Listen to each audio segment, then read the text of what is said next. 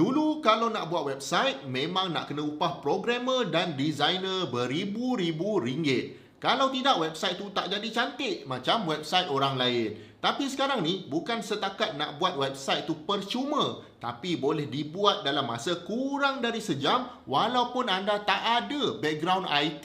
Jadi untuk membantu anda buat website, maka saya telah menjemput Dr. Haris untuk guide anda step by step macam mana anda boleh gunakan AI untuk membantu anda buat website, dan dalam masa tak sampai sejam, anda dah boleh ada website sendiri live dekat internet. Bukan setakat tu, Dr. Haris juga menunjukkan melalui lebih 25 video macam mana nak buat supaya website anda tu orang senang nak jumpa dekat Google.